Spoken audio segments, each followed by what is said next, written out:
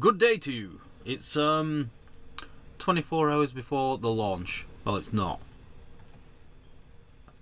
YouTube magic. I'm actually up in the water because I'm doing this afterwards. But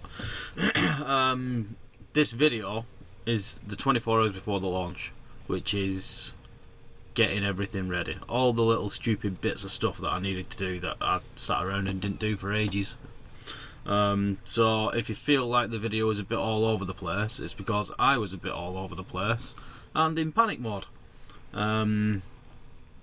So yeah, so let's just get into it, shall we? Roll intro.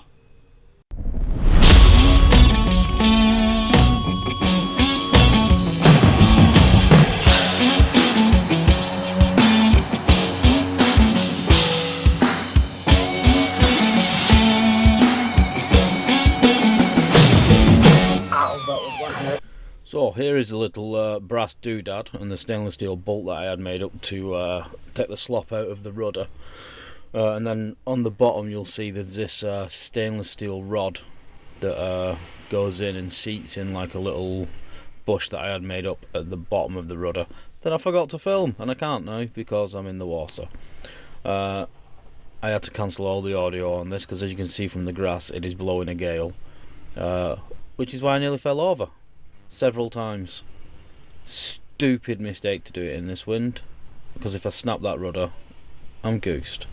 You can see me just trying to get the bottom Ujma danger in the old circular doodad and that.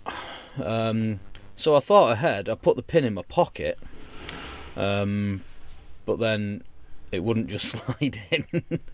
So I sort of got it in just enough. And then it was that sort of moment where, right, do I take the rudder back off so I can get a hammer, or do I just sort of chance it holding on that little millimetre and just go for the hammer? What do you think happened? You know, I'm a chancer, aren't I? So I don't know when that actually happens, but it happens at some point.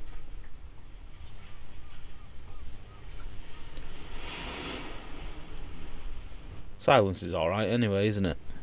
You know, peaceful.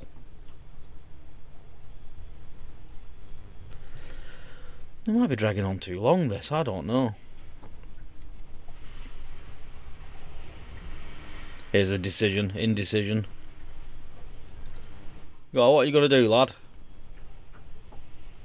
Push it in that little bit more, there you go. Yeah, it's totally got it in them 30 knot winds, that. Yeah, you can see the hammer, can't you? It's nearly there. You're close. That day. Oh, the 0.1 mils definitely got it. Go, go, go, go, go. Boom. You know, sometimes things just work out. Not often, like, but sometimes. Don't know what happens next. I think I'll just do this for a little bit. Bit of a tappy tap tap. Yep. Yep, it's a rudder. It's on. Oh, more tapping. Just give it a proper whack. Oh, it moves. We might be laughing here. Yeah, so a little close up on Oh, he don't look happy, does he? Yeah, it was hard work, weren't it? I remember. I'm you. So this is how it all fits together. The pin's in, and then there's a little collar around the bottom that has a grub screw on it. That's to stop the bearing dropping out the bottom. And then a split pin in the bottom. And then that's the top one, which the original bolt was fine for. I'm going to put a bolt on the back. Oh, it's gone. Split pins, bolt. Next job is to fix the little doohickey danger. This. Yeah, easy one. Back to the little grub screw out.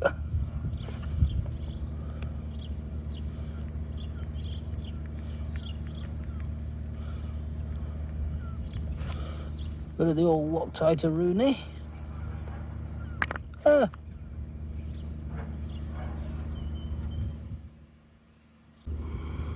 Oh. I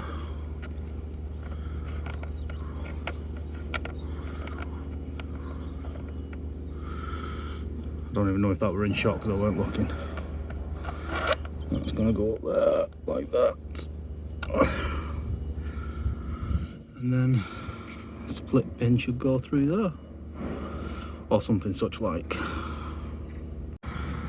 And voila, one fixed rudder. That can't rotate. That can't rotate round and come loose, hopefully. I might actually double it up and put another one in the other side, for posterity's sake. Next on the list is to move the prop forwards a bit, because it's a little bit close.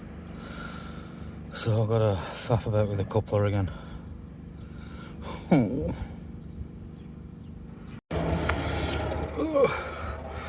I've knocked the chisel in, the bolts are wound off. Hopefully that's enough. I don't have to take the bolts out, we'll see. Oh, here we go.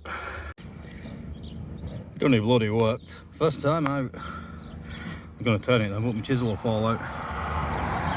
It's about as good as she'll get, I think. Beautiful. Another one off the list. Next job. Tighten up the coupler. I've got everything fastened onto me. I'm like bloody Edward Spanner hands. Still probably drop it. Let's see if we can get you an angle.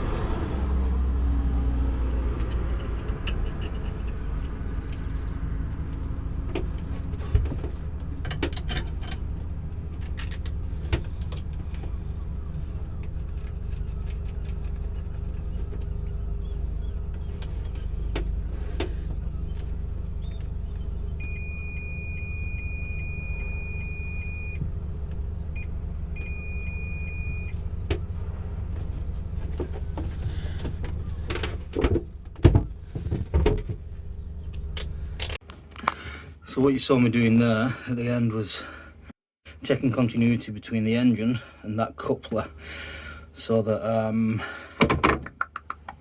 the anode within the engine covers the prop and the prop shaft, so it needs to have electrical conductivity between it, because it's got one of the plastic R&D couplers. You can just about see the wires that give it that continuity there. That's another job off the list. Only 86 more to go. All my little screws for the cockpit deck. I put that sticky horrible stuff on it. The name is escaping. Butyl tape, which is bought for me off my Amazon list by the person I shall put at the bottom of the screen, because I don't remember anything. Let's get them in first, see how we get on.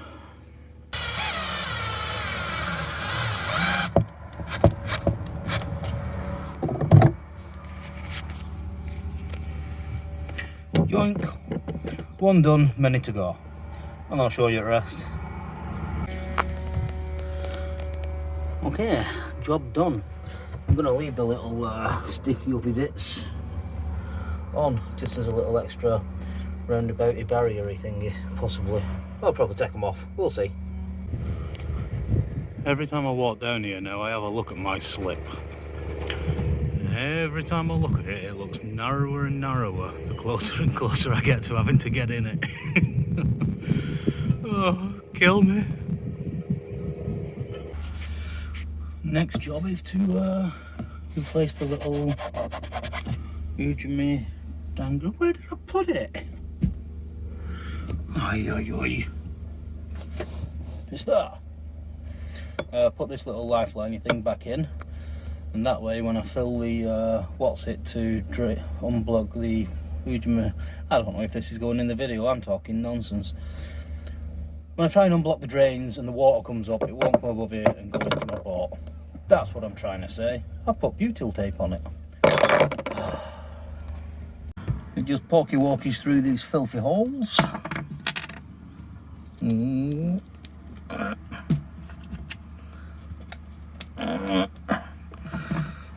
And fastens up.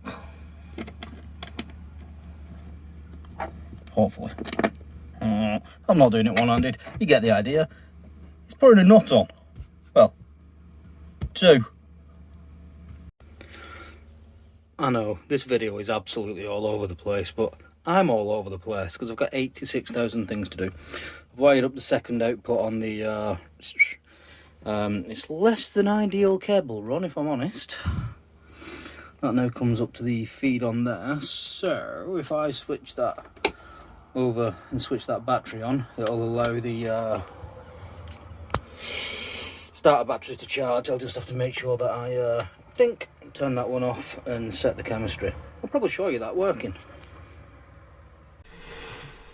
So what am I on about? Well, the charger has 3 outputs on it, so I can charge 3 battery banks.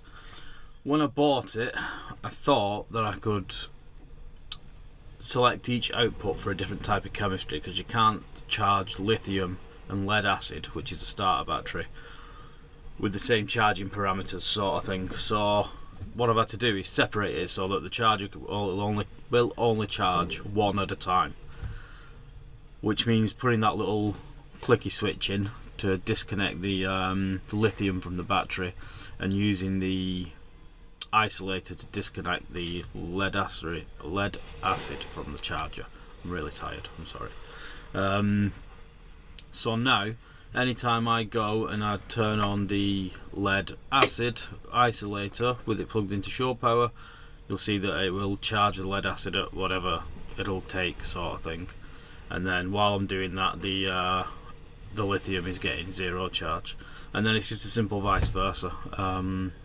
Leave the isolator off and close the 40 amp fuse on the lithium one, and I can charge that one. Pretty simple. I just have to remember to do it, which I won't, but you know, the thought was there, weren't it? Let's carry on. Bilge pump time. This is my bilge pump. Somebody bought it me. I didn't even realise that they had it, just showed up. because I went to buy it and it wasn't there. It must have been really early. So thank you, kind person. There was no note in it.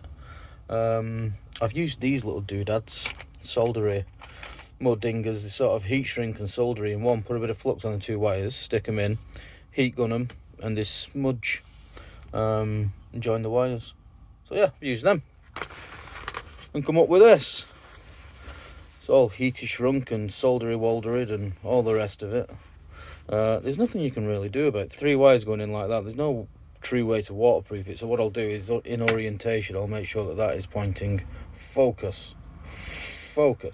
I'll make sure that that is pointing downwards and high up, so that, you know, by the time water gets upwards to that point, well, the boat's sunk, so needn't worry about it. Yeah, it's going to be a ball ache to fit it. So that is where an old bilge pump came out. The pipe just goes down to nothing in the bilge, obviously. It's bilge pump. So that's what I'm going to try and get off, and hopefully my new pipe will fit on it. We'll see. I'm having a proper argument with this for about 10 minutes. I've managed to at least cut it off, but I've even cut all the way through down yonder. I'm hoping I might be able to unscrew it now that I've cut the end off. But man, nothing's easy. Oh, I had to shave it, practically. My God, never again. Until next time. Alright, let's see if the other one fits. Nowhere near. Brilliant. I don't know if I need to get some kind of something or something else. Maybe either a reducer or a new skin fitting. This day of days. I have yonder pipe sort of fed through, so I'll attach the old bilge-pump and then see what I'm doing about that skin fitting. I'm either going to replace the skin fitting or get a reducer, or just really bodge something really badly. You won't like it. Right, so I've zippy whipped the bad boy up. So the way this works is it wants to be, oh bollocks, it doesn't work like that. It wants to be at an angle like thus, but there's no actual way to fasten it. So what I've done is use the natural curvature of the pipe to try and force it into that angle as much as possible. It'll do. There's absolutely no way in earth I can get down there. It's 3 feet away and 4 inches wide, so she'll do. So in case you hadn't noticed, I'm in full hardcore bodge mode at the minute because I've got 24 hours to do everything. So I was just sort of just putting the terminals on just to do a little test to see if it all worked before I sort of installed it. Bit of an idiot test. Couldn't get it to work. Absolutely freaking out. I'm like, one of these solder joints is knackered and all this lot. Long and short of it, I hadn't put a fuse in. So yeah, we'll try again, shall we? So I managed to find a one-way check valve that would take both sides of that stuff. Pipe. Let's hope I put it the right way around. Who knows? So the bilge pump is in position. Way down there. See it? Fortunately, the suction bit sat right on top of my light that I dropped down there. So that's going to be an exciting situation to rectify.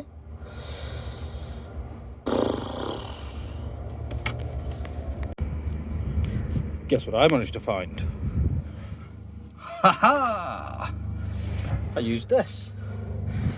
I found my old thingy off there as well, but I don't think it's recoverable. Bilge pump's in. Down there where you can't see it. And zip tied up, and it's not great, but it'll do for now until I know whether she floats or not. yeah, electrics now. It's night time. I just had to put the phone/camera down and get a lot of stupid stuff done. But new bilge pump switches in and working, auto or manual.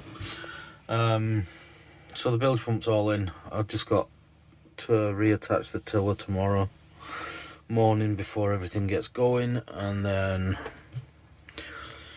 we'll see if the stern glen leaks stuffing box. If it does, I'm screwed. Yeah, I need to go to sleep. And sleep I did not, because I was worried sick about my boat sinking in the water as soon as it went in there. But yeah, abrupt ending because I just had to get stuff done.